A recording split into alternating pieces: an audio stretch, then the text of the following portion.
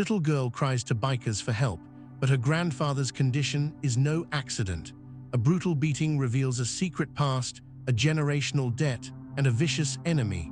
The bikers face an impossible choice: walk away or declare war to protect a family they never knew. If you're new here, subscribe and comment your location. Now let's begin. The heat was a physical thing, a shimmering wave rising off the blacktop of the lonely desert road. The only sound was the low, syncopated rumble of a dozen Harley-Davidson engines, a sound that spoke of power and brotherhood. At the front of the pack rode Mark, president of the Iron Souls MC, his cut, the denim vest adorned with patches and rockers, flapping in the hot wind. Beside him was his vice president, James, a man with a graying beard and eyes that had seen too much. A tiny, desperate flicker of color on the side of the road broke the monotony of sand and scrub. Mark squinted. It was a child, a little girl in a bright red sundress, standing perilously close to the asphalt, waving her arms wildly. "Hold up," Mark's voice, gravelly from years of smoke and road, came through the comms unit in his helmet. The line of bikes slowed, engines grousing, and came to a stop a few yards past her. They didn't usually stop for anything, but a kid, alone out here, it wasn't right. Mark swung off his bike, pulling off his helmet. The other bikers followed suit, their faces a mix of curiosity and hardened caution. The little girl, no more than 6 or 7, ran toward them. Her face was streaked with dirt and tears, her breath coming in hiccuping sobs. "Mister, please, you gotta help," she cried, skidding to a stop in front of Mark. She didn't seem scared of the towering, tattooed man. She was too scared of something else. "Whoa, easy there, firecracker," James said, his voice surprisingly gentle. "What's the matter?" "It's my grandpa," she wept, pointing a shaky finger down a long, dusty driveway that led to a small, weathered ranch house with a detached garage. "He's in the garage. He fell. He can't move. I can't wake him up good." Mark and James exchanged a look.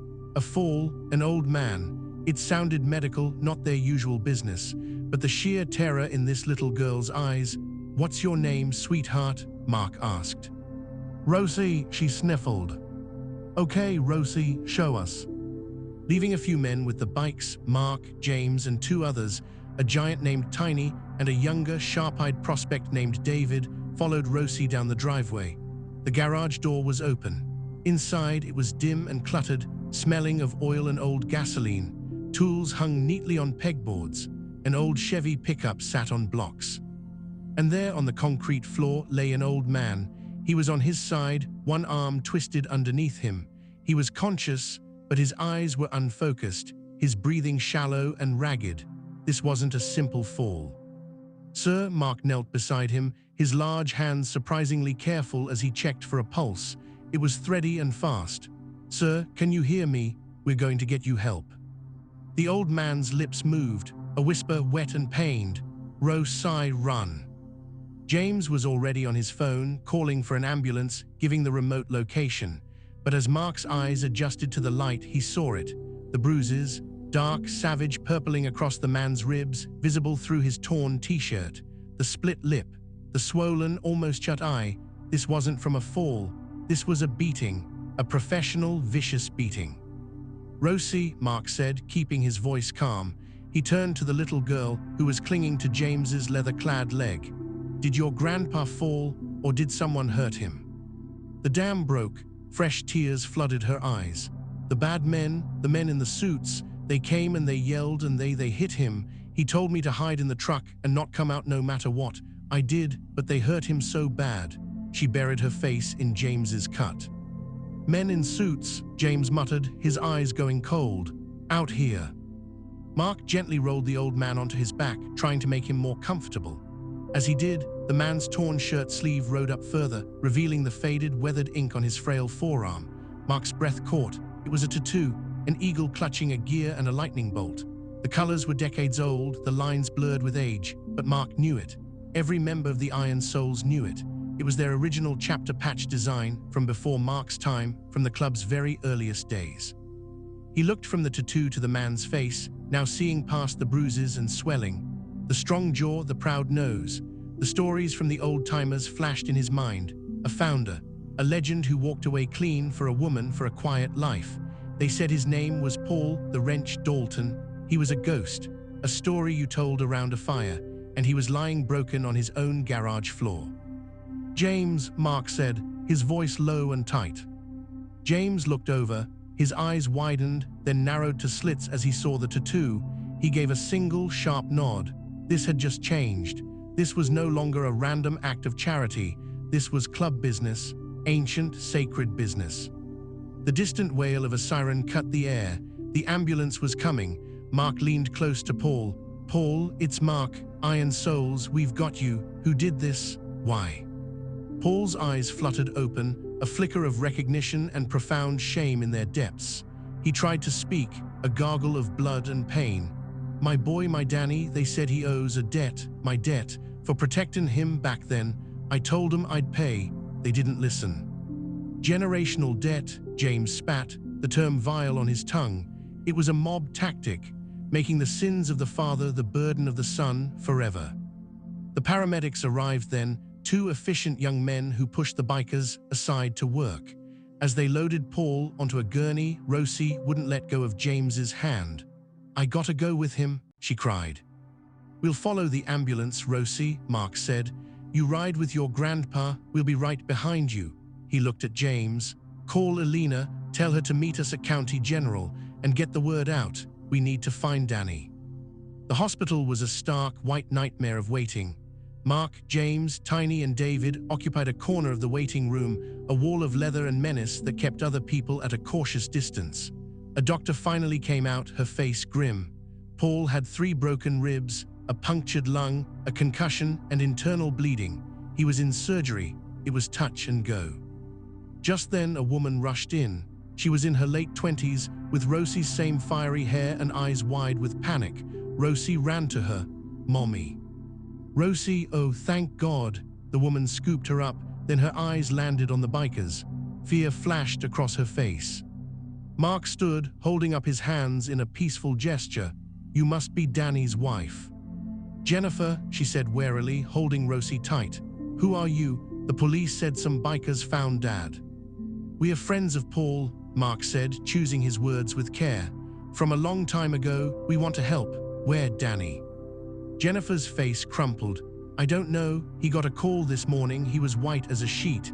He said he had to go meet someone about a loan, that it was a mistake. He kissed us and left. That was 6 hours ago. He's not answering his phone." The tears came then. "Then the hospital called about Paul. What is happening?" James stepped forward. "Jenny, is it? We think the people Danny went to see are the same people who hurt your father-in-law. They're saying Danny owes them money. Money from Paul's past." "Past? What past? Paul's a retired mechanic. He fixes lawnmowers." Jennifer's voice was rising with hysteria. "He was more than that once," Mark said quietly. "And to us, that once matters forever. We're going to find Danny, but we need you to trust us." Before Jennifer could answer, a new voice, smooth as silk and cold as ice, cut through the tension. "Well, isn't this a touching reunion?" A man in an impeccably tailored suit stood at the entrance to the waiting room. He was flanked by 2 larger, stone-faced men in cheaper suits. He had the look of a man who spent more on his haircut than most did on their rent. A mobster, a collector. All the Iron Souls turned as one. The air in the room went electric. "Mrs. Dalton," the suit said, ignoring the bikers completely. "My name is Mr. Salvator. I believe you're married to Daniel Dalton. He missed a meeting today, a very important meeting regarding a financial arrangement." Jennifer shrank back. "I don't know anything about it." "Of course you don't. Women rarely understand business," Salvator said with a thin smile. He finally glanced at the bikers. "I suggest you gentlemen go back to whatever bar you crawled out of. This is a private matter." Mark took 2 steps forward, closing the distance. He wasn't as tall as Salvator's goons, but he was wider, denser. A force of nature contained in leather and denim. "The old man in surgery, Paul Dalton, you work for the people who did that." Salvator's smile didn't waver. Mr. Dalton Sr. was regrettably uncooperative. He attempted to renegotiate terms that were set in stone decades ago. A debt is a debt. It passes from father to son. It's about principle. Principle, Mark repeated, the word a curse. He looked at James, a silent conversation passing between them in a millisecond. Then he looked back at Salvatore. You tell your boss that the debt is called. The Iron Souls are assuming it. Salvatore actually laughed, a dry, humorless sound. A motorcycle club? You think you can assume a debt to the Luciano family? That's adorable. This is out of your league, Grandpa. You ride toys, we own cities. James chuckled, a low, dangerous sound. He pulled out his phone, made a show of looking at it, then held it up. On the screen was a live video feed. It showed Salvatore's own house, where his wife was gardening. Another tap, and the feed changed to his daughter's private school playground. We know where your kids go to school, Mr. Salvatore, James said conversationally. We know where your mistress gets her nails done on Thursdays. You think we're just guys with bikes. You think Paul the wrench Dalton was just a guy with a wrench. You made a big, big mistake.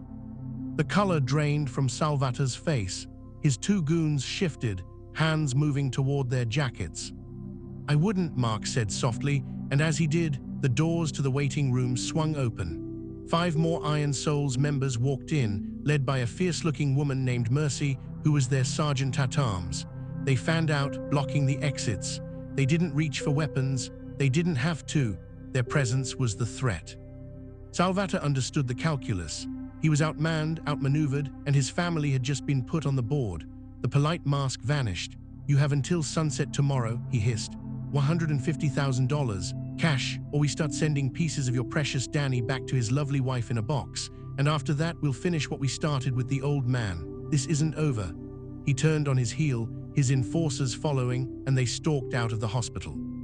The silence they left behind was heavy. Jennifer was trembling, Rosie clutching her neck. They have Danny, she whispered. They do now, Mark said, but they just told us the price and the deadline. He turned to his brothers and sister. We have less than 24 hours. We need cash and we need a plan. This isn't about buying Danny back. This is about sending a message that you don't touch one of ours, ever. Mercy cracked her knuckles. The club safe has about 40 grand. We can call in markers from the Skulls and the Reapers, maybe get to 80. It's not enough, James said, and we're not giving them a dime of our money anyway. A slow, hard smile spread across his face. Salvatore said sunset tomorrow. That gives us time for a withdrawal. Mark nodded, understanding instantly. The Luciano crew runs their cash through that import warehouse on the docks. They do a weekly count on Wednesday nights. Tonight. Bingo, James said. We hit it. We take their money to pay their own ransom, and we burn the place down on our way out. 2 birds, 1 stone. That's a fortress, James, Tiny rumbled, speaking for the first time. Which is why they won't expect it, Mark said, his mind already racing through the logistics. He looked at Jennifer. You and Rosie are not safe here. You're coming with us. We have a compound. It's got walls, cameras, and more guns than a militia. You'll stay there until this is done. Jennifer looked from the hard faces of the bikers to her daughter's terrified eyes. She had no choice. She nodded. Back at the Iron Souls compound, a sprawling, fenced property littered with bikes, workshops, and a large main clubhouse. The mood was a strange mix of wartime preparation and unexpected domesticity. Jennifer and Rosie were set up in a secure guest room above the clubhouse. The men were in the main room, spread out maps of the dockyards on the pool table, arguing over approaches and exit strategies. Rosie, her resilience returning now that she was out of immediate danger, wandered downstairs. She saw David, the young prospect, struggling to fix a stubborn fuel line on his motorcycle, his hands covered in grime. She walked over and peered at the engine. You're doing it wrong, she said matter-of-factly. David looked up, surprised then amused. Oh yeah, you know about S&S engines, short stuff. Grandpa taught me. He said you gotta wiggle the hose before you push it on, or the air gets stuck. She demonstrated with her small hands. David blinked, tried it, and the hose slid into place with a satisfying click. He laughed, a genuine, surprised sound. Well, I'll be. Your grandpa's a smart man. The smartest, Rosie said, beaming for the first time since they'd found her. The moment was small, light, a flicker of humor in the darkness. Upstairs, Jennifer stood on the balcony overlooking the common area. She was scared for Danny, worried for Paul, and completely out of her depth. Mercy walked up, handing her a mug of strong coffee. "It's terrible, but it's hot," Mercy said. "Thank you," Jennifer murmured. She watched Mark below, pointing at the map, his voice a low growl of command. "He's intense." Mercy followed her gaze. "Mark, yeah, he carries the whole club on his back, but he's got a good heart, buried real deep, under about 6 feet of stubborn and a lifetime of road grit, but it's there." She gave Jennifer a sidelong look. "He was in love with a doctor once. She wanted him to leave the club. He couldn't. It's his family. He still sends her money anonymously every month for that free clinic she runs." Jennifer looked at Mercy, surprised. "Why are you telling me this?" "So you know we're not just animals," Mercy said simply. "We're a family, and your father-in-law is a lost brother. That makes you and Rosie family too. We protect our own, even the ones we just found." Downstairs, the planning was hitting a snag. The warehouse had a state-of-the-art alarm system linked directly to the police. They couldn't cut the power without triggering it. "We need a ghost," James muttered. "Someone to get inside and disable it from the server room before we even roll up." "Impossible," Tiny said. "Place is crawling with guards." Mark was silent, thinking. He remembered the way Salvatore had looked at his phone, the fear in his eyes, not just for his business, but for his family. A different kind of plan began to form, one that was far more dangerous, but could strike at the very heart of the Luciano operation. It wasn't just about the money anymore. It was about ending this permanently, and for that, they needed leverage far greater than a suitcase of cash. He looked at the faces of his brothers, then up at the balcony where Jennifer stood silhouetted against the window, a portrait of vulnerability and strength. He knew what he had to do. It would break every rule, cross every line.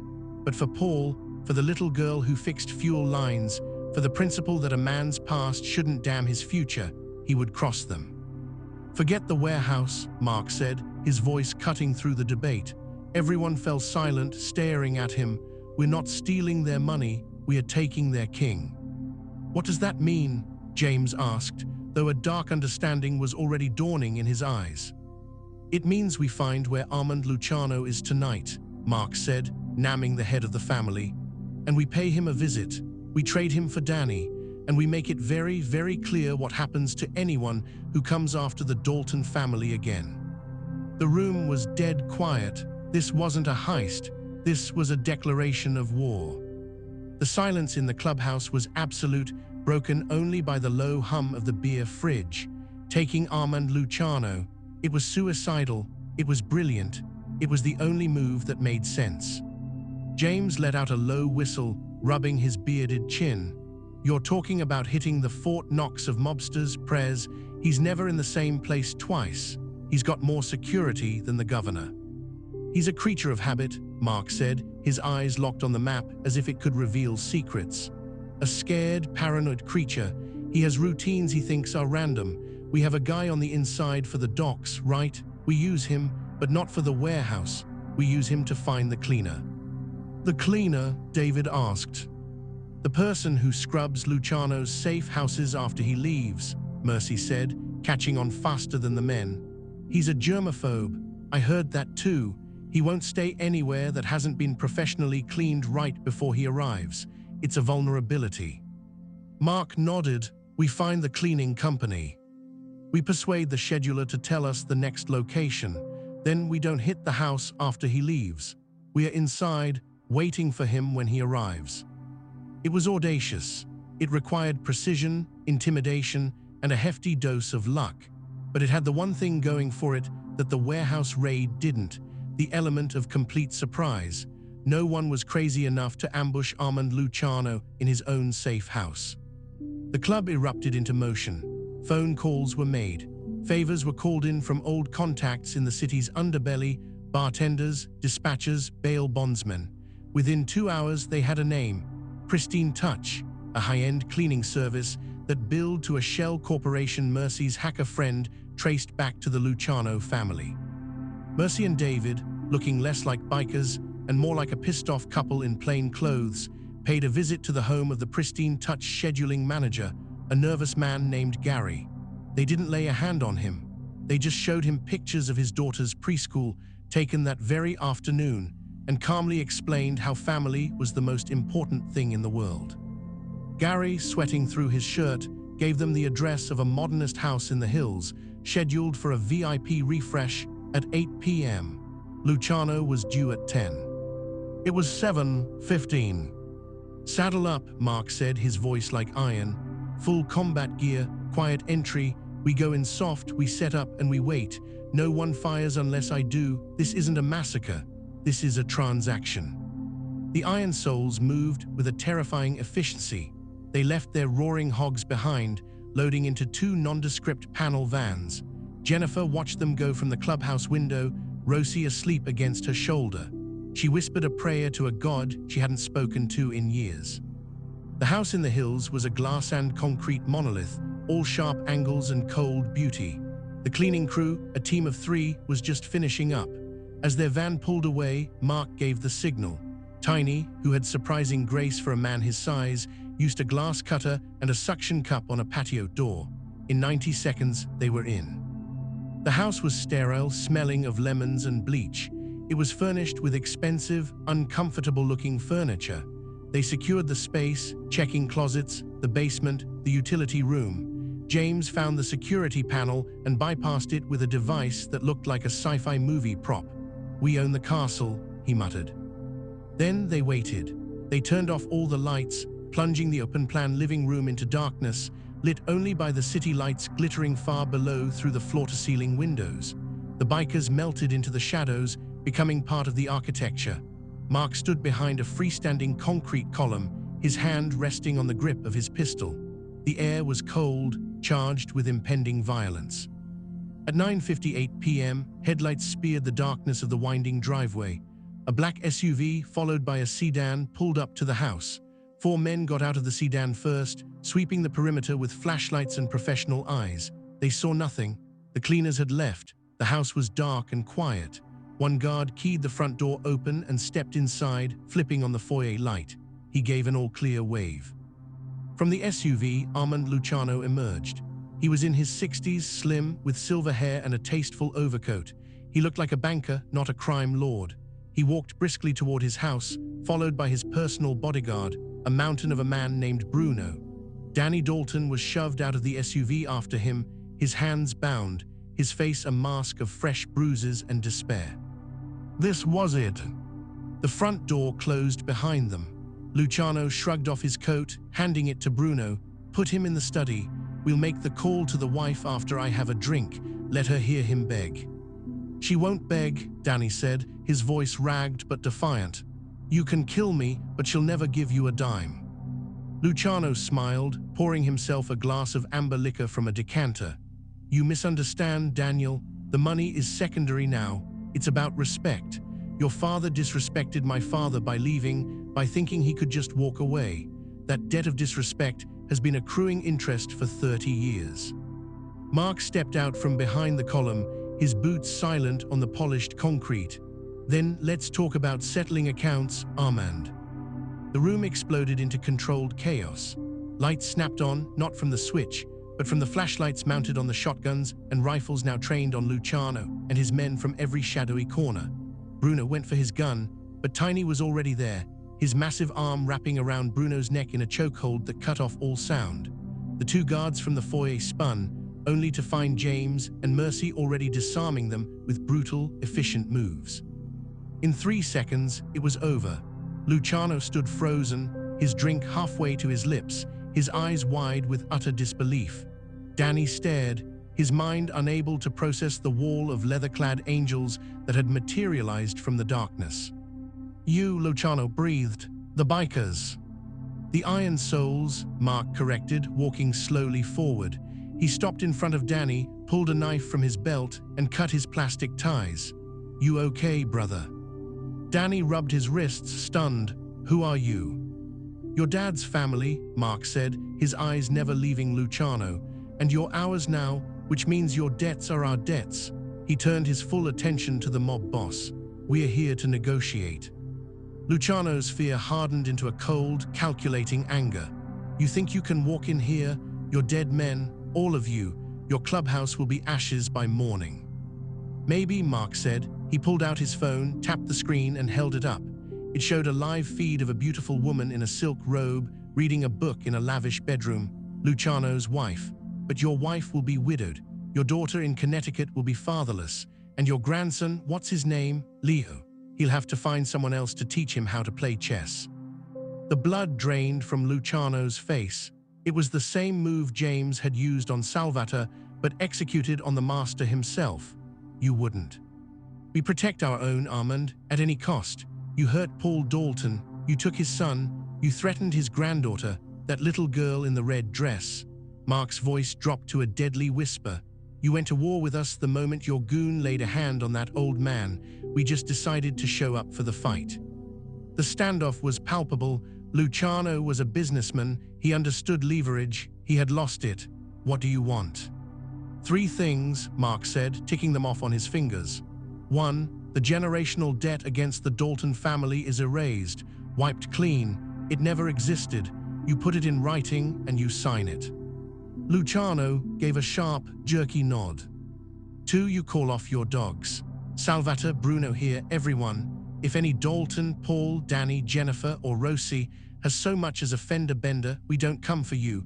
We go for your entire bloodline. We will erase your name from the earth. Do you believe me?" Looking into Mark's eyes, Luciano did. He nodded again. 3, Mark said, and a grim smile touched his lips. $150,000 in cash. Now, consider it a fine for your terrible manners. A flicker of outrage. "You're robbing me." "We're collecting what's owed," James chimed in from the side, patting down one of the guards. "Call it a convenience fee for not turning your head into a canoe." Luciano, defeated, gestured weakly toward a piece of modern art on the wall, a hideous geometric painting. Bruno, now released by Tiny but disarmed, went to it, slid it aside, revealing a safe. He worked the combination, opened it, and pulled out several thick bricks of wrapped cash, dropping them into a leather briefcase that was inside. Mark took the briefcase, handed it to Danny. "This is for you, to fix up the house. Get your dad the best care." Danny just held the case, his world turned upside down.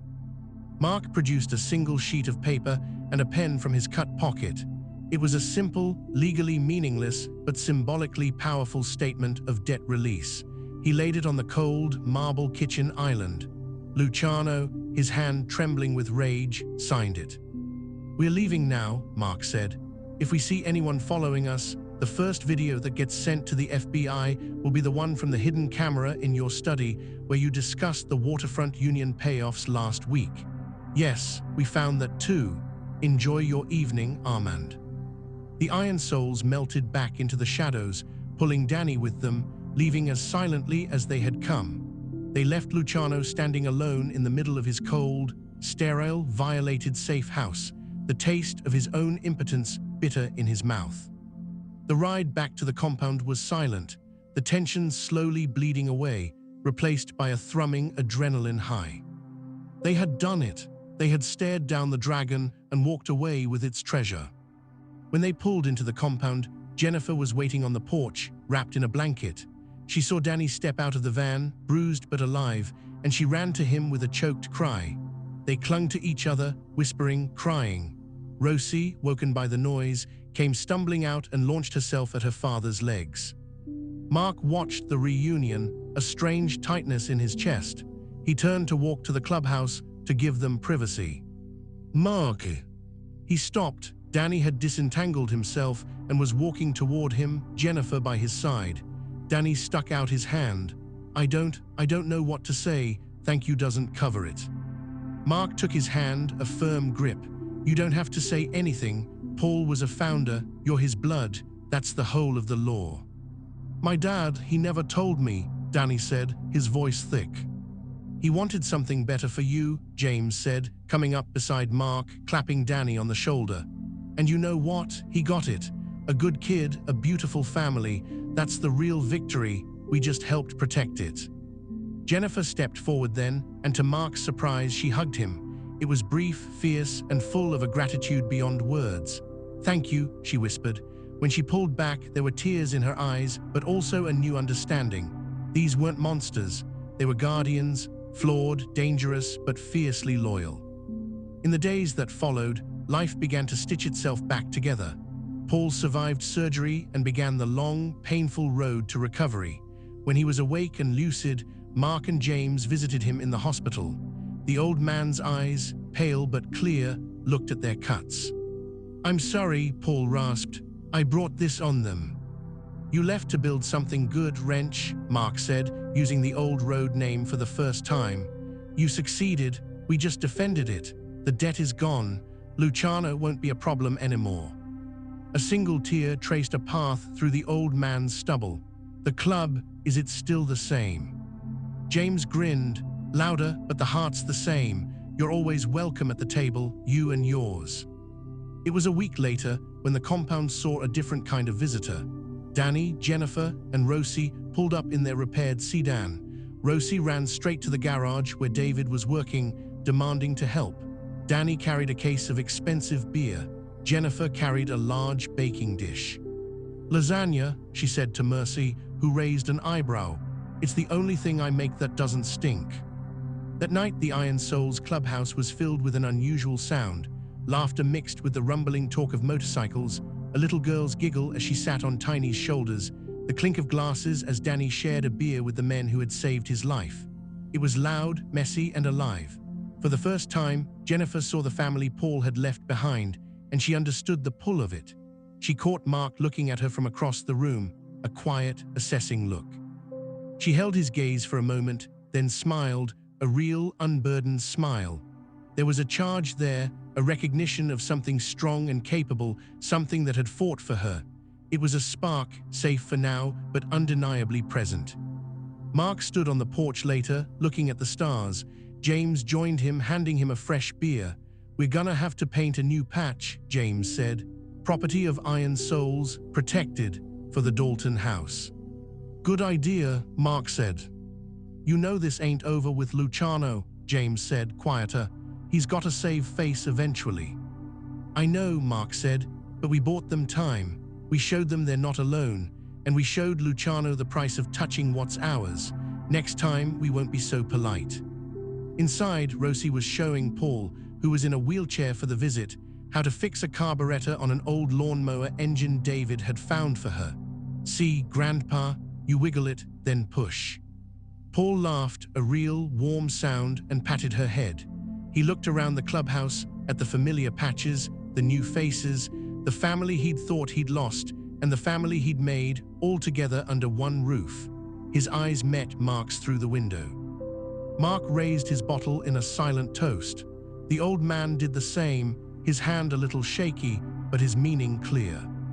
The debt was paid, the family was whole, and the roar of the engines would always be a promise in the distance, a reminder that some bonds, once forged in brotherhood, could never be broken.